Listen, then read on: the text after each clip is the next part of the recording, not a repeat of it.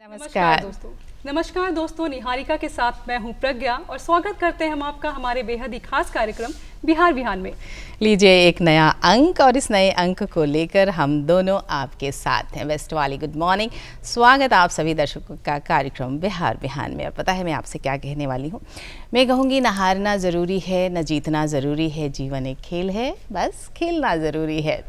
होता कुछ यूँ है कि जब हम अपने जीवन रूपी इस खेल में बिना हार जीत की उम्मीद किए हुए अगर जीवन में अपनी पारी को खेलते हैं ना, तो उस जीवन का आनंद ही कुछ अलग होता है।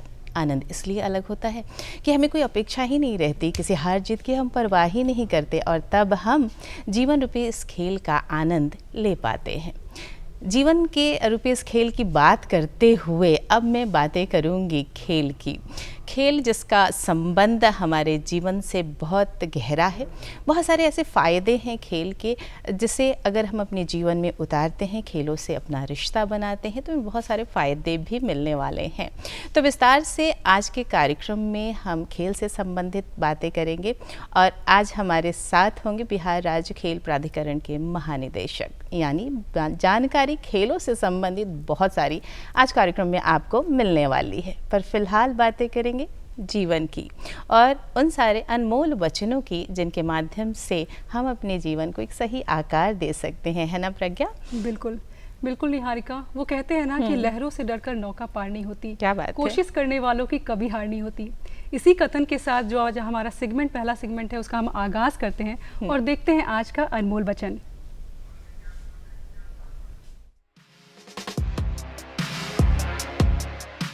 डॉक्टर एपीजे अब्दुल कलाम ने कहा था, हमें हार नहीं माननी चाहिए और हमें समस्याओं को खुद को हराने नहीं देना चाहिए।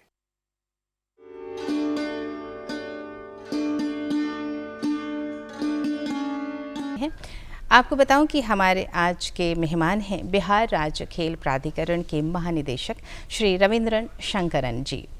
आप 1995 बैच के आईपीएस ऑफिसर हैं। तो चलिए हमारे साथ स्वागत करिए हमारे आज के विशेष मेहमान श्री रविंद्रन शंकरन जी का। बेहद अभिनंदन सर, नमस्कार। नमस्कार सर।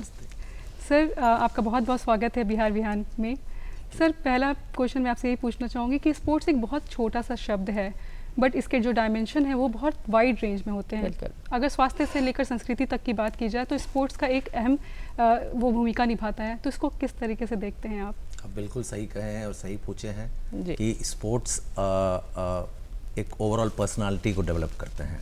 आप जैसे कहें कि स्पोर्ट्स एक छोटा शब्द नहीं है, it has a wide perspective.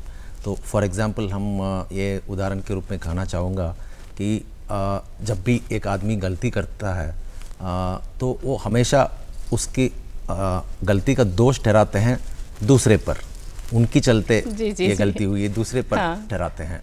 लेकिन खिलाड़ी आप देखिएगा जो भी खेल में हैं, वो यदि हार जाते हैं वो दूसरे टीम पर वो अपना गलती नहीं बोलता, वो खुद बोलता है मैंने अच्छा नहीं खेला, मेरे टीम ने अच्छा नहीं खेला, मैंने पास नहीं किया, मैंने गोल नहीं किया। तो खुद अपना गलती महसूस करते हैं, दूसरे पर नहीं ठहराते हैं। This is a very big learning point. ये सब चीज़ आप स्कूल में मॉरल सब्जेक्ट्स पढ़ा नहीं सकते हैं।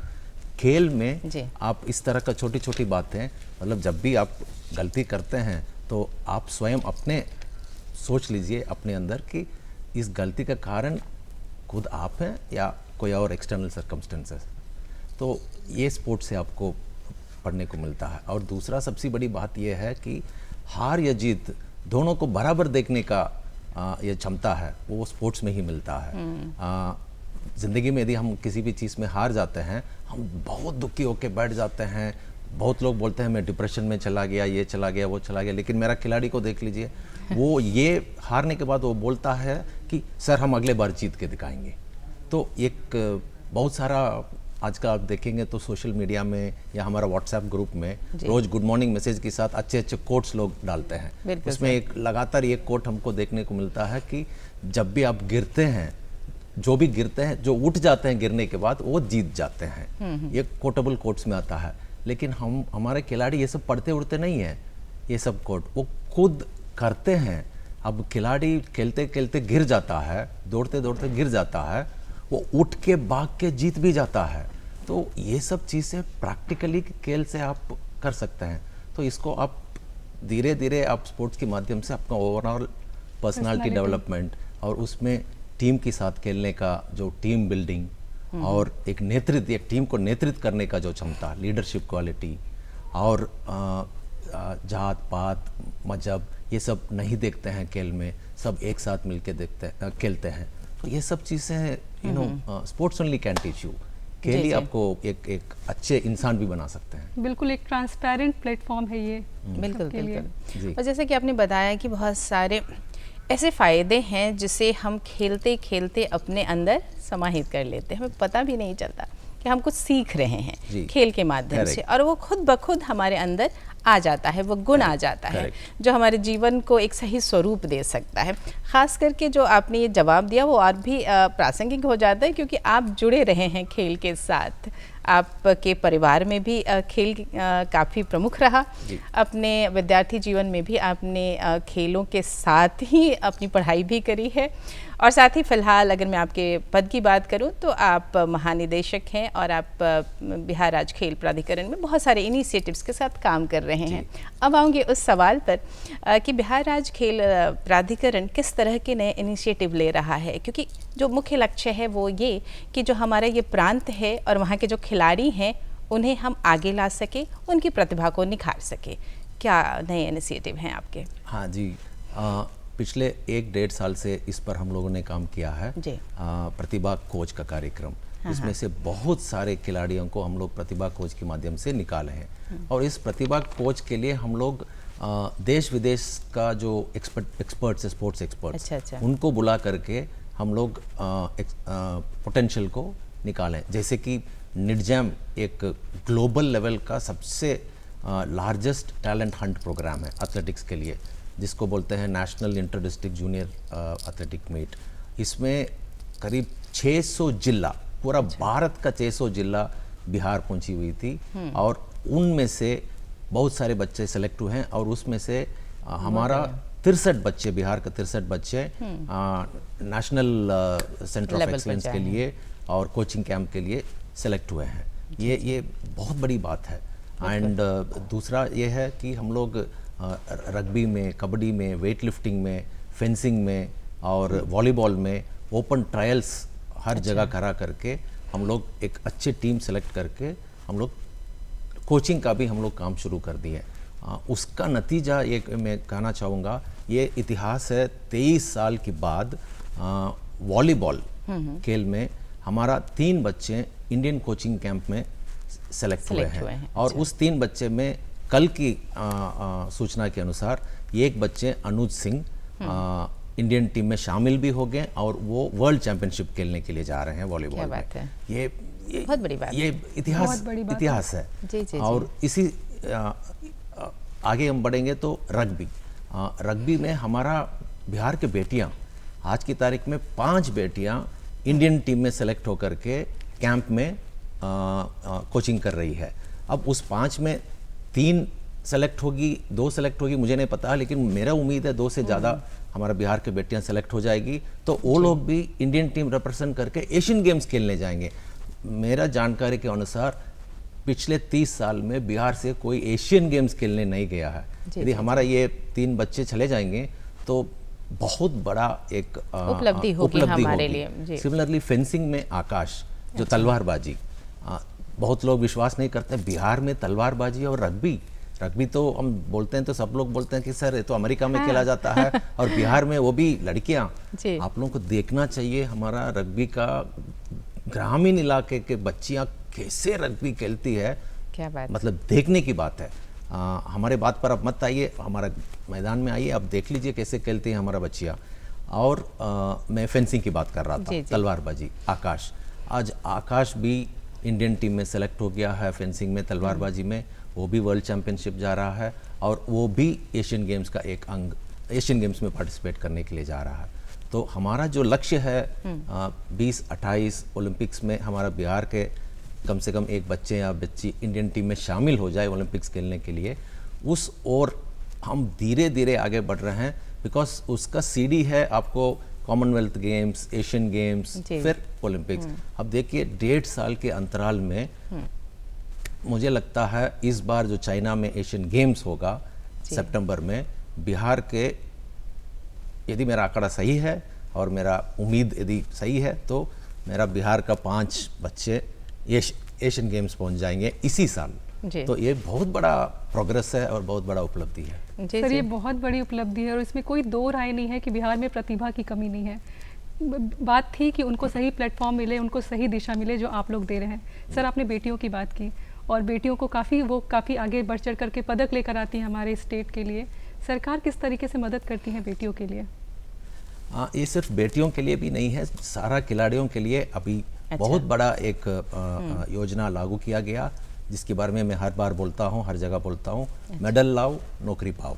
क्या बात है। ये एक योजना है। जी जी। पहले क्या होता था, मेडल जीतने के बाद विज्ञापन के लिए इंतजार करता है, फिर अप्लाई करना है, फिर ट्रायल्स लेना है, फिर बहुत सारा प्रोसेस है, लंबी प्रक्रिया, उसमें 1 साल 2 साल 3 साल लग जाता है नौकरी मिलने पर। आज की तारीख में बिहार सरकार निर्णय ले लिए हैं, भैया ऑलरेडी जब बच्चे ने अपना हुनर दिखा के मेडल हासिल कर ही लिया, बिल्कुल बिल्कुल, तो मेडल बस जैसे मेडल लेके आते हैं उनको तुरंत नौकरी मिल जाना चाहिए। तो इस और हम लोग काम किए हैं। पिछले महीना हम लोग जो भी मेडल पिछले 3 साल से लोग जीते हैं, उनका हम लोग वेब पोर्टल खोल के मंगवा लिए हैं।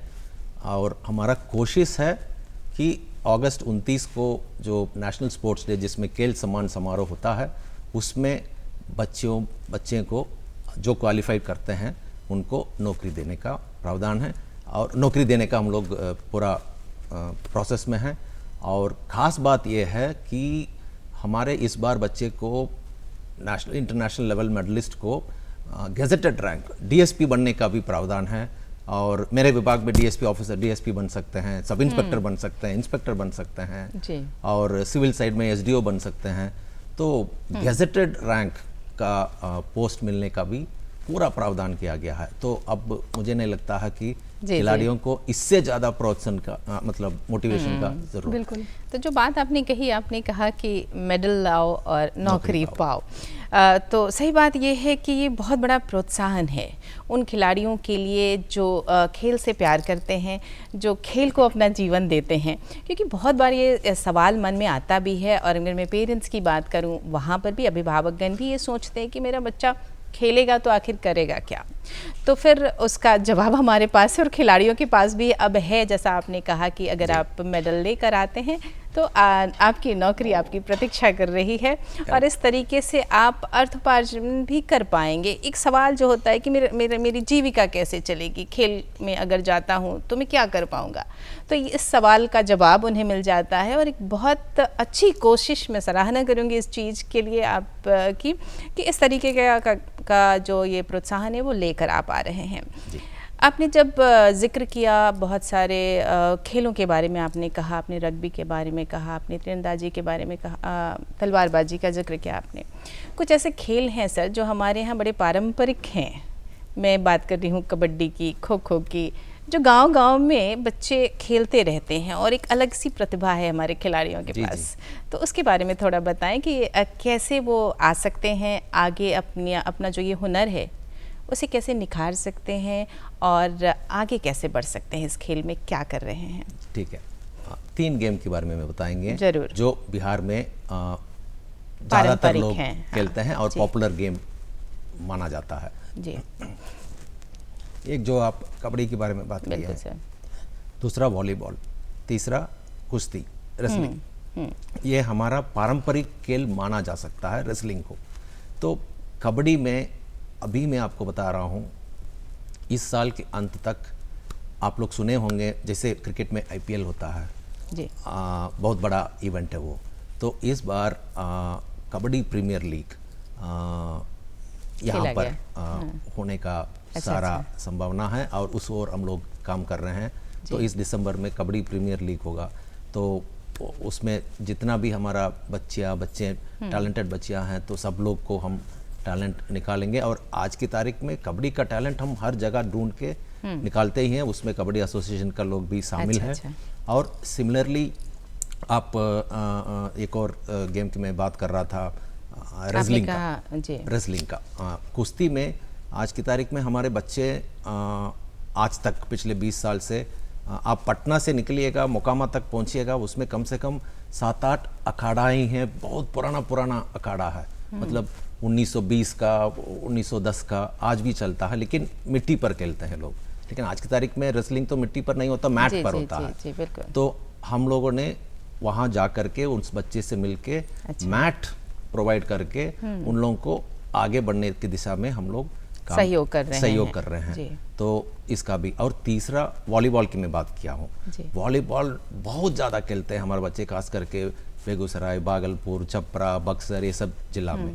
तो इस बार हम लोग IPL के दर्जे पर volleyball premier league state level पर करने जा रहे हैं, ताकि हमारा वॉलीबॉल का बच्चे को भी एक मौका मिले, एक अब जो भी उस टीम को खरीदेंगे तो उस बच्चे को रेम्युनरेशन मतलब पैसा भी मिल जाता है, एक खेलने का मौका भी मिल जाता है। तो इस ओर हम लोग काम कर रहे हैं। ऐसे कौन कौन से खेल हैं जिस पे आप लोग ध्यान देते हैं? और खासकर अगर कल की बात की जाए तो कल जस्ट शतरंज दिवस मनाया गया, तो ऐसे कौन कौन से खेल हैं जिस पे आप लोग ध्यान दे रहे हैं और क्या कुछ बताना चाहेंगे? जी बिल्कुल, पहले मैं शतरंज दिवस खास करके इंटरनेशनल चेस डे, अंतर्राष्ट्रीय बिल्कुल विश्व शतरंज दिवस हमने मनाया था कल। तो बहुत अच्छा एक प्रयास हम लोगों ने किया कल। बिहार स्कूल ऑफ चेस का उद्घाटन कल किया गया है, क्या बात है, या पाटलिपुत्रा स्पोर्ट्स कॉम्प्लेक्स में। और वहाँ एक चेस का एकेडमी हम लोग खोल दिए, ताकि चेस जिनको भी सीखने को मन है या खेलने को मन है वो आप वहाँ आ जाइए और वहाँ आप खेल सकते हैं। आपको सिखाने के लिए टीचर्स उपलब्ध रहेंगे। तो ये एक प्रयास हुआ। और एक और खासियत बात यह है, इसका उद्घाटन करने के लिए ग्रैंड मास्टर प्रवीण तिप्से साहब महाराष्ट्र से चल के आए थे। और दूसरा बहुत बड़ा शख्सियत है ये चेस में, एशियन चेस फेडरेशन का वाइस प्रेसिडेंट भरत सिंह चौहान जी भी आए हुए थे।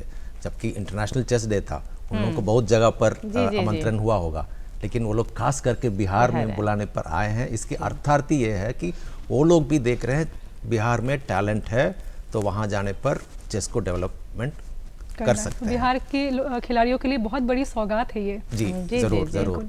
तो अब दूसरी गेम की यदि मैं बात करूं तो एक है सेपक टाकरा, जिसके नाम भी बोलना बहुत मुश्किल है, बहुत लोगों को जानकारी भी नहीं है। वो सिंपल है, सेपक टाकरा मलेशिया का नेशनल गेम है। सिंपल तरीके से मैं समझाऊं तो वॉलीबॉल हाथ से खेला जाता है, ये छोटा सा बॉल है, उसको पैर से खेला जाता है। वॉलीबॉल जैसा ही है, लेकिन played with legs. Head use कर सकते हैं, पैर यूज़ कर सकते हैं, हाथ नहीं छू सकते हैं। तो ये एशियन गेम्स का एक पार्ट है। तो इस गेम में हम लोगों ने बहुत ध्यान दिए पिछले 1 साल से। तो उसमें से एक बच्चा बॉबी आज इस वक्त वर्ल्ड चैम्पियनशिप खेल रहा है इंडियन टीम में शामिल होकर के। और वो बच्चे एशियन गेम्स में भी सेलेक्ट होंगे, तो वो भी जाएंगे। तो ये भी हमारे लिए बहुत बड़ा उपलब्धि है। हमारा सिद्धांत सीधी है मैम, कि हम इतना ही देखते हैं, मेडल इज ए मेडल, चाहे वो सेपक टाकरा से मेडल आवे या कबड्डी से आवे या रग्बी से आवे या एथलेटिक्स से आवे। हमारे लिए, हमारा बिहार सरकार के लिए मेडल ही मेडल है, मतलब मेडल टैली में गिनती करता ही है वो। सो इसलिए हम ऐसा गेम को हम सेलेक्ट करते हैं जिसमें हमारे पास पोटेंशियल है और हम मेडल जीतने का चांसेस ज़्यादा है, उस पर हम ज़्यादा फोकस करते हैं। तीसरा गेम यदि मैं बोलूँगा तो ड्रैगन बोट, ये एक वाटर स्पोर्ट है।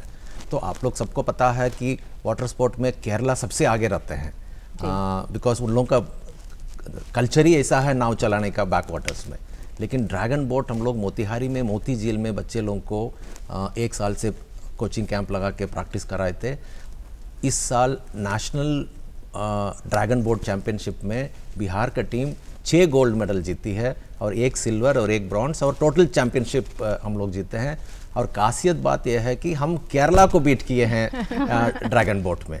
और हमारा 19 बच्चियाँ वर्ल्ड ड्रैगन बोट चैंपियनशिप के लिए सिलेक्शन हुए हैं, 19 बच्चियाँ। ये है हमारे खिलाड़ियों की अलग ताकत, अलग हुनर। निहारिका, ऐसा नहीं लग रहा, सर के चेहरे पे वो चमक दिख रही है जब बच्चे इतना अच्छा करते हैं, तो जो गुरु होता है वो खुश होता है। और सर ये आपके चेहरे पे दिख रहा है कि कितनी खुशी हो रही है जब बच्चे इतने आगे बढ़ रहे हैं। जी, और एक और मैं बोल गया बोलने के लिए, हमारा पैरा एथलीट्स जो डिफरेंटली एबल्ड है बच्चे, जिसको पैरा ओलंपिक्स में खेलना पड़ता है, पैरा वर्ल्ड चैम्पियनशिप में, आज की तारीख में शैलेश एक हमारा जमुई के बच्चे हैं, वो हाई जंप में पेरिस में पिछले हफ्ते world para championship, athletic championship में हाई जंप में सिल्वर मेडलिस्ट है। अच्छा। हाँ, वो जब आए थे उनको मैं रिसीव करने गया था, उनसे मैं पूछ रहा था कि अब तुमको क्या चाहिए, बताओ, नौकरी तो तुमको मिल ही जाएगा, सरकार दे ही देंगे, बिकॉज वर्ल्ड चैंपियनशिप का तुम मेडलिस्ट हो। तो वो बोले सर हमको अभी नौकरी नहीं चाहिए, हमको ओलंपिक्स पहुंचना है। तो ये सुन के मेरे को भी अच्छा लगा कि सर हमको ओलंपिक्स में मेडल मारना है। तो अब ये ऊर्जा यदि आ गया हमारा खिलाड़ियों में तो काम बन गया है। हाँ, तो इसी टाइप का दो बच्चे गए थे वर्ल्ड पैरा समर ओलंपिक्स में। हाँ, वो लोग गए थे जर्मनी गए थे। तो वहाँ से भी तो एक बच्चे 2 इवेंट में मेडल जीत करके आए हैं। तो मतलब अंतर्राष्ट्रीय लेवल पर हमारा पैरा एथलीट भी जो डिफरेंटली एबल्ड है, हाँ, वो भी आगे बढ़ रहे हैं। ये भी बहुत बड़ी बात है हम लोगों की। अच्छी बात ये लगी कि आपने बहुत चीज़ें बताई, अपने कुछ ऐसे गेम्स के बारे में भी कहा जो बहुत लोकप्रिय नहीं हैं, वहाँ पर भी हमारे प्रांत में काम हो रहा है, ये बहुत बड़ी उपलब्धि मैं कहूँगी। इसके अलावा वाटर स्पोर्ट्स में आपने कहा कि जो हमारे खिलाड़ी हैं उन्होंने केरला को भी बीट किया और पदक अपने नाम किया, यानी वाटर स्पोर्ट्स में भी आप काम कर रहे हैं। कुछ और गतिविधियाँ भी कर रहे हैं वाटर स्पोर्ट्स में, जैसे आपने ड्रैगन बोट के बारे में कहा, जो एक खेल आप जी हम लोग अभी अलावा भी कुछ कर रहे हैं। जी हम अभी प्रयास कर रहे हैं जी। आपको पता है बांका जिला में एक बहुत बड़ा झील है, डैम है, तो वहाँ एक वाटर स्पोर्ट्स का एकेडमी खोलने का हम लोग पूरा प्रयास कर रहे हैं। उसके लिए हम लोग बिन उस खेल का संबंधित जो डोमेन एक्सपर्टीज जो भी है, उन खास करके मध्य प्रदेश में वाटर स्पोर्ट का बहुत बड़ा एकेडमी है, तो उन लोगों से मिलके हम एक MOU साइन करके उनके साथ कोलैबोरेशन करके एक वाटर स्पोर्ट एकेडमी खोलने का हम लोग आगे प्रयास कर रहे हैं। और साथ साथ ये भी मेरे को कहना ज़रूरी है, स्पोर्ट्स कॉन्क्लेव 2.0 में हमारा उप मुख्यमंत्री जी तेजस्वी यादव जी ने ऐलान किया था स्पोर्ट्स इंजरी सेंटर खोलने का। बिकॉज खिलाड़ी को तो चोट लगता ही है, तो उनको तो ट्रीटमेंट करना ही है, तो यहाँ स्पोर्ट्स डॉक्टर्स का कमी है और स्पोर्ट्स इंजरी क्लिनिक का कमी है। तो उनका ऐलान किया गया था। आज हमारे साथ चेन्नई से, दिल्ली से स्पोर्ट्स डॉक्टर्स और स्पोर्ट्स साइंटिस्ट आए हुए हैं। उन लोगों के साथ हमारा मीटिंग है और हमारा उम्मीद है 15 अगस्त के पहले, इसी साल 15 अगस्त के पहले हम एक sports injury clinic LNJP hospital जो है लोकनायक जयप्रकाश नारायण जी का शास्त्री नगर में, वहाँ स्पोर्ट्स इंजरी का क्लिनिक खुलने का पूरा उम्मीद है 15 अगस्त के पहले। ये भी बहुत बड़ी एक मतलब आप लोग हर एस्पेक्ट से आप लोग काम कर रहे हैं जी बच्चों के लिए। जी सर, आपने लास्ट इंटरव्यू में कहा था कि जो कोच होते हैं वो बहुत आप लोग बाहर से मंगाते हो, थोड़ी दिक्कत होती है। अभी के समय में अगर कोच की बात की जाए, जो फिजिकल कोच होते हैं, उनकी नियुक्ति आप लोग कैसे करते हैं और किस तरीके से इसमें वृद्धि हुई है, या जो आना चाहते हैं इस क्षेत्र में एज अ कोच, उनको क्या कुछ राय देना चाहेंगे? जी पिछले बार मैं ज़रूर बोला था कोचेस का कमी है, आज भी वो कमी है। आज भी हमको बाहर से ही कोचेस को हम बुला करके ट्रेनिंग करा रहे हैं, लेकिन साथ साथ एक अच्छा काम हम लोगों ने किया है। NIS पाटियाला, बेंगलोर, कलकत्ता, जहाँ कोचेस का कोर्सेस होता है, ट्रेनिंग होती है, डिप्लोमा कोर्सेस होता है कोच बनने का। तो वैसे 24 खिलाड़ी जो कोच बनने लायक हैं वो एग्ज़ाम लिख के पास कर चुके हैं। अच्छा। तो हमारे बिहार के बच्चे विन गेम में उन लोगों का सारा कोर्स फीस, हॉस्टल फीस, सब कुछ अकोमोडेशन सारा बिहार सरकार स्पॉन्सर कर रही है।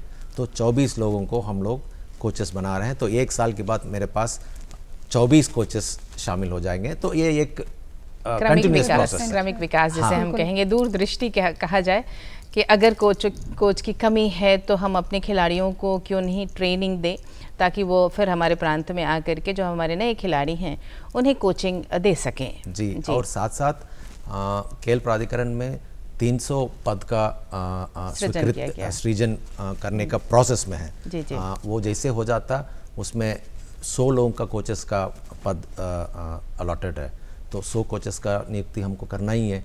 और उसके अलावा खेलो इंडिया स्मॉल सेंटर्स 33 जिला में खुला जा रहा है, वो भी अगस्त महीना में ही। तो 33 कोचेस वहाँ भी हम नियुक्त करेंगे। तो कोचेस का भी दरवाज़ा अब खुल रहा है। खुल रहा है। जी जी। तो जो खिलाड़ी आमतौर पर इस शिकायत भी रखते हैं कि हमें वो कोचिंग नहीं मिल रही है या हमें सीखने में असुविधा हो रही है, कुछ ही दिनों के पश्चात जो ये समस्या है वो भी दूर हो जाने वाली है। मैं थोड़ी जानकारी अपने दर्शकों के लिए चाहूँगी, खेल विश्वविद्यालय से जुड़ी हुई बातें हैं, किस मुकाम पर है और हम क्या उम्मीद कर सकते हैं? खेल विश्वविद्यालय के मामले में हमारा माननीय मुख्यमंत्री जी बहुत लगे हुए हैं।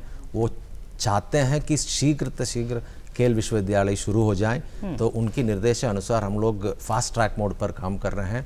मेरा उम्मीद है इस साल के अंत तक वहाँ स्पोर्ट्स विद्यालय काम करना शुरू हो जाएगा राजगीर में।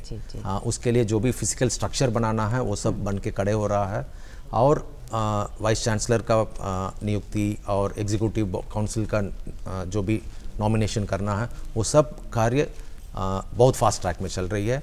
मेरा उम्मीद है 2024 शुरुआत में बिहार में sports university will be a gift to everybody from the Bihar government. बहुत सर, बहुत बड़ी उपलब्धि है ये जो भी खिलाड़ी उनके लिए। सर बात करेंगे, अगर आप जिस तरीके से काम हो रहा है और विकसित हो रहा है हमारा बिहार, अगर ग्राउंड लेवल की बात करें तो बहुत सारी चुनौतियां होती हैं जिस पे आप लोग जानते हैं बेहतर। डेवलपमेंट हम देख रहे हैं, लेकिन अगर चुनौतियों की बात की जाए तो ऐसे कौन से मुद्दे हैं जिस पे आपको लगता है कि वो हमारे खिलाड़ियों को जानने की ज़रूरत है और किस तरीके से काम होता है इस पे? देखिए, सबसे बड़ी दिक्कत हम जो महसूस कर रहे हैं इस 1.5 साल में, ये जानकारी मुझे बच्चे से बात करने से मिलती है, और हम भी क्षेत्र में घूमते हैं तो पता चलता है। स्कूल में गेम्स पीरियड होता है, पीटी पीरियड होता है, तो हम लोगों के समय में हम इंतज़ार करते हैं उस पीटी पीरियड और गेम्स पीरियड के लिए, कब वो पीरियड आएगा, और जैसे घंटी बजता भाग के जाके हम ग्राउंड में खेलते हैं। लेकिन आज की तारीख में बच्चे लोग ये बोल रहे हैं, सर गेम्स पीरियड में हमें खेलने नहीं दे रहे हैं, उसमें एक्स्ट्रा क्लासेस हो जा रहा है, चाहे मैथ्स का हो या साइंस का हो, जो भी हो क्लासेस हो जा रहा है। तो गेम्स पीरियड सही ढंग से वो इस्तेमाल नहीं क्रिएट हो रहा है या नहीं इस्तेमाल हो रहा है, नहीं इस्तेमाल हो रहा है। तो इस पर हमको विशेष हमको ध्यान देने की ज़रूरत है, ताकि गेम्स पीरियड गेम्स का ही रहे, उसमें किसी और सब्जेक्ट पढ़ा नहीं जाएगा। नंबर 1। नंबर 2 ये है, बहुत सारे पेरेंट्स का मन में ये सोच है कि खेल के क्या करेगा, कहाँ तक पहुँचेगा। भैया उसी में तो हम अभी थोड़ी देर पहले ही बताए हैं, खेल के भी आपके बच्चे डीएसपी बन सकते हैं, खेल के भी आपके बच्चे इंस्पेक्टर बन सकते हैं, सब इंस्पेक्टर बन सकते हैं, डीएसओ मतलब वर्दी पहन सकते हैं। तो खेल के माध्यम से भी उनको नौकरी मिल सकती है। तो बिंदास, यदि आपके बच्चे खेल में उनका हुनर अच्छा है और वो खेलना चाहता है या चाहती है, तो उनको खेलने दीजिए, उनको रोके खेल के माध्यम से भी उनकी लाइफ बन सकती है। सर हम बात कर रहे थे खेल की, अगर हम ट्रेनिंग की बात की जाए, खासकर जो इंटरनेशनल लेवल पे जो ट्रेनिंग होती है, उसके लिए क्या कुछ प्रयास किए जा रहे हैं आप लोगों की तरफ से? हाँ बिल्कुल, आप सही सवाल पूछे हैं कि बिहार सरकार मुझे एक निर्देश भी दिया है कि जो हमारे बच्चे हुनरदार हैं और इंटरनेशनल लेवल में मेडल जीत सकते हैं, तो उनको विदेश भेज करके ट्रेनिंग कराने के लिए भी निर्देश मुझे प्राप्त है। तो उस निर्देश के अनुसार आज की तारीख में 2 खिलाड़ियों को हम लोग विदेश भेज के ट्रेनिंग करा रहे हैं। एक तलवारबाजी में हर्ष को हम लोग पेरिस भेजे हुए हैं ट्रेनिंग करने के लिए, और दूसरा हमारा एकलौता अर्जुना अवार्डी है जो श्रेयसी सिंह मैडम, जो विधायिका है जमुई का, वो शूटिंग में चैम्पियन है। तो उनको और आगे बढ़ने के लिए हम लोग इटली भेज के ट्रेनिंग करा रहे हैं। उसमें दोनों खिलाड़ियों को लगभग 10-15 लाख खर्चा पर हम लोग दोनों खिलाड़ियों को विदेश में ट्रेनिंग करा रहे हैं, और विदेशी कोचेस को यहाँ हायर करके बुला के भी हम लोग ट्रेनिंग करा रहे हैं। रग्बी में हम करा ही रहे हैं साउथ अफ्रीका से कोचेस बुला करके, और नॉट ओनली विदेश, सभी लोग जानते हैं पुलैला गोपीचंद, वो बैडमिंटन का एक बहुत बड़ा हस्ती है आज की तारीख में, उनका ही क्रिएशन है। साइना नेहवाल हो, पीवी सिंधु हो, सारे उनका बच्चे हैं। तो आज की तारीख में गोपीचंद जी स्वयं बिहार आए हुए थे, और सिलेक्शन वो खुद ट्रायल्स करा करके हमारा 15 बच्चे को सेलेक्ट करके अपना गोपीचंद एकेडमी हैदराबाद में लेके गए हैं, तो वहाँ हमारा बिहार का 15 बच्चे बैडमिंटन सीख रहे हैं। तो मुझे लगता है आज से 5 साल के बाद जैसे हैदराबाद से इतना बैडमिंटन प्लेयर्स पैदा हो रहे हैं, तो हमारा बिहार से भी बैडमिंटन प्लेयर्स अच्छे से पैदा होंगे। तो जी और यही करने की ज़रूरत भी है। जो प्रतिभा है हमारे खिलाड़ियों के पास, उनको अगर हम थोड़ा सा निखार दे दें, थोड़ी सी एक अच्छी सी ट्रेनिंग दे दें, तो वो हमारे प्रांत का नाम अंतर्राष्ट्रीय स्तर तक ले जा सकते हैं। और ये काम आप बखूबी कर रहे हैं, जिस तरह की जानकारी आज कार्यक्रम में आप दे रहे हैं। एक सवाल जो आपसे जानना चाहूँगी, महिलाओं के लिए जो हमारी सरकार है या जो लड़कियां हैं, जो खिलाड़ियां हैं, उनके लिए बहुत कुछ कार्य किए जा रहे हैं, कई योजनाएं भी हैं। कभी कभी जो महिलाएं होती हैं उनके मन में बहुत सारी इच्छाएं होती हैं या खेल में निपुण भी होती हैं, पर उनकी शादी हो गई, घर गृहस्थी है, क्या करूं, ये सारे सवाल आते हैं। क्या इस और कुछ प्रयास कर रहे हैं आप? हम लोग इस पर 2-3 दिन पहले ही चर्चा कर रहे थे कि जो शादीशुदा महिलाएं हैं उनको हम कैसे खेल में लेके आवे। जब वो आ जाते हैं तो ऑटोमेटिकली वो अपने बच्चे को भी खेल में लेके आएंगे। बिल्कुल। तो ये हम लोग सोच में लगे हुए हैं। तो एक सोच ये है, उसको जल्दी हम अमल करने जा रहे हैं। Smart girl and established women contest, उसमें हम छोटा सा गेम से ही शुरू करेंगे, चेस से ही शुरू करेंगे, कैरम बोर्ड से शुरू करेंगे। अच्छा। जो सारे महिलाएं अपने घर में खेलते ही हैं कैरम बोर्ड और चेस खेलते ही हैं, शतरंज खेलते ही हैं, तो हम चाहते हैं कि पूरा बिहार में एक चेस टूर्नामेंट और कैरम बोर्ड टूर्नामेंट हम शुरू करें फॉर मैरिड वुमेन, ताकि वो आकर के खेल में शामिल हो जाएं। तो ये एक हमारा एक प्रयास है, खास प्रयास उन महिलाओं है। के लिए जो विवाहित हैं और खेल का हुनर उनके पास है। पर वो निकल नहीं रहा है, तो हमें सामने लाने की ज़रूरत है। और ऐसे जो कॉन्टेस्ट अगर आप करेंगे तो बहुत सारी ऐसी प्रतिभाएं आएंगी जिनके हुनर को शायद हम अब तक नहीं जानते हैं। अच्छी जो कोशिश महिलाएं जो देख रही हैं उनके लिए बहुत आप लोग तैयार हो जाओ, क्योंकि ये बहुत बड़ी सौगात मिलने वाली है आपको हमारे सर की तरफ से और सरकार की तरफ से। सर, सरकार की तरफ से जो फिट इंडिया और खेलो इंडिया का एक मुहिम चला है, जिसे आपने महिलाओं की बात की कि उनको भी आप इस क्षेत्र में लाना चाह रहे हो और काफ़ी फिट रखने की कोशिश की जा रही है, और वो भी इस क्षेत्र में आए, अपना वो समय दें और इसमें आगे बढ़ें। इसके लिए कैसे देखते हैं आप कि एक इंसान को फिट रहने के लिए या फिर एक किसी भी क्षेत्र में जाने के लिए कितना ज़रूरी होता है? फिटनेस आज की तारीख में बहुत बहुत बहुत ज़रूरी है। आप जब फिट रहेंगे तभी आप खुश रह पाएंगे, आपका दिमाग भी तभी अच्छे से काम कर पाएगा। जितना भी धन दौलत जो भी आपके पास रहे, यदि आप फिट नहीं रहेंगे तो आप खुश नहीं रह सकते हैं। छोटा सा सिर दर्द हो जाने पर हमारा हालत ख़राब हो जाता है।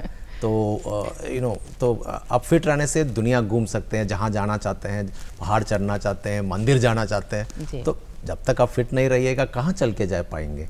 तो ये फिटनेस खाली बच्चे के लिए नहीं है, हर एज ग्रुप के लिए ये फिटनेस का बहुत बहुत ज़रूरी है।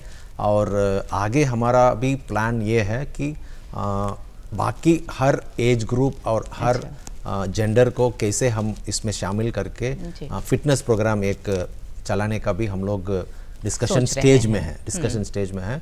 हमारा कोशिश है 2024 से सारे लोगों को इस फिटनेस मूवमेंट पर शामिल कराने का।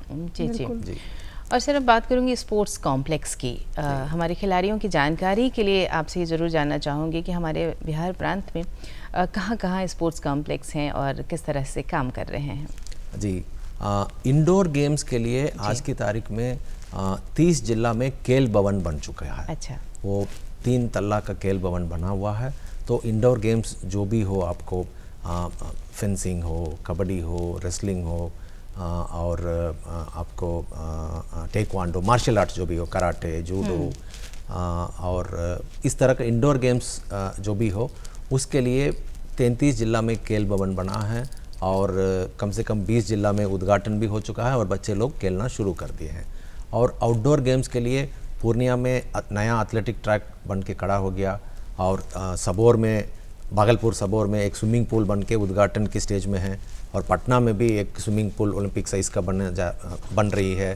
तो हर जगह इंफ्रास्ट्रक्चर धीरे धीरे पैदा हो रही है, मतलब खड़ा किया जा रहा है। और राजगीर में तो बहुत बड़ा एक स्पोर्ट्स एकेडमीज भी बन रही है।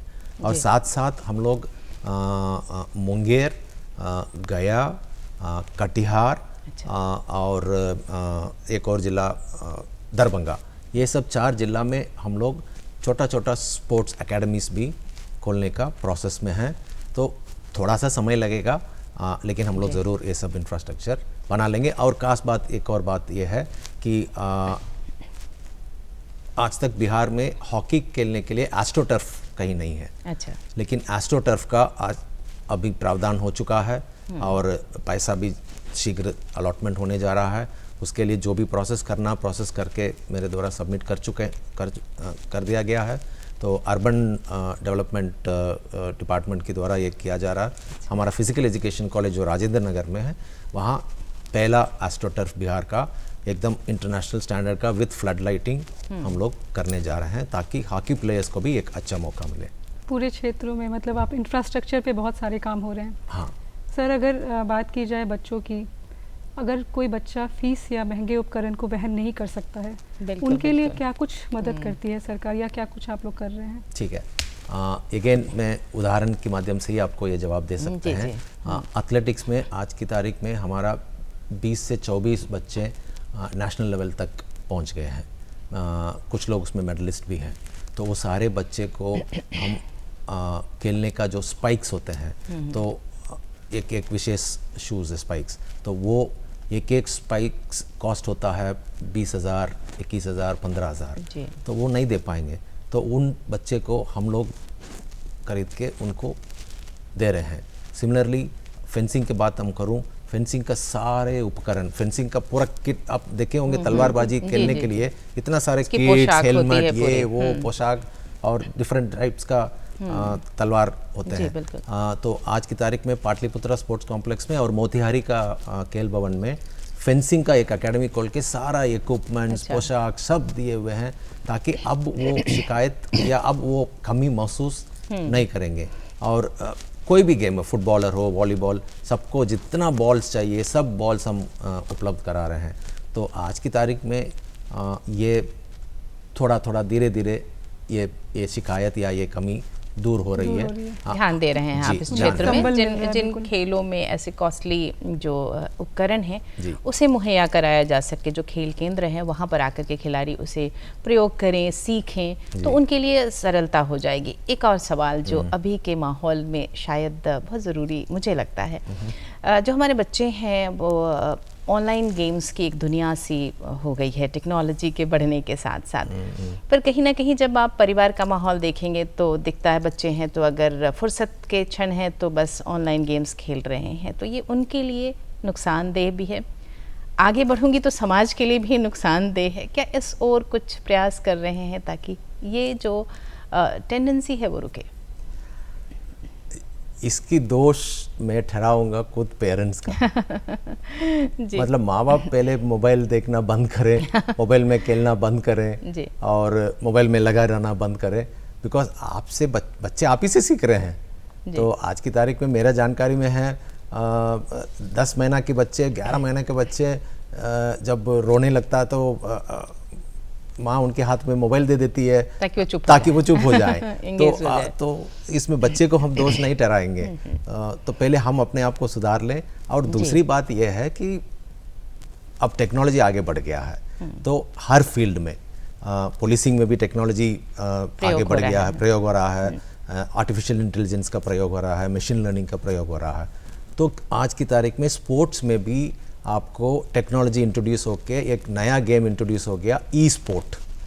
हाँ, वो ऑनलाइन गेमिंग से हट के है। वो ई स्पोर्ट आज की तारीख में दुनिया में सबसे ज़्यादा खेला जाता है।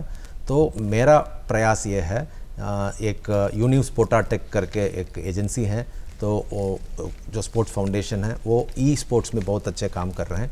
उनके साथ हम लोग MOU टाइप साइन करा के स्टेज वाइज हम लोग हर स्कूल में ई स्पोर्ट इंट्रोड्यूस करने जा रहे हैं, ताकि बच्चे वो जो ऑनलाइन गेम को भी एक सकारात्मक तरीके से उसको खेले, ताकि उसके माध्यम से वो मेडल जीते, उसके माध्यम से भी उसको नौकरी मिले। एक उसमें भी एक रास्ता खुल जाएगा। तो ई स्पोर्ट के माध्यम से हम बच्चे को थोड़ा सा डाइवर्ट कर सकते हैं। बिल्कुल सर, आप ये बहुत अच्छी आपने बात बताई कि ई जो स्पोर्ट्स है उसकी आप उसकी तैयारी चल रही है। सर प्रतिभा की कमी नहीं है, और जैसा कि आपने बोला कि जो अभिभावक होते हैं, जो पेरेंट्स होते हैं, इस तरीके से मोबाइल फ़ोन जो आजकल चल रहा है, प्रतिभा कहीं ना कहीं मरता है। एक प्रतिभा की कमी नहीं है, लेकिन अगर ज़मीन से लेकर के आसमान तक अगर दूरी तय करनी हो तो उसके लिए ज़रूरी है कि सामाजिक और जो पारिवारिक है वो संबल मिले। जी जी। तो उस पर क्या कुछ कहना चाहेंगे कि कितना ज़रूरी होता है सामाजिक और पारिवारिक संबल होना?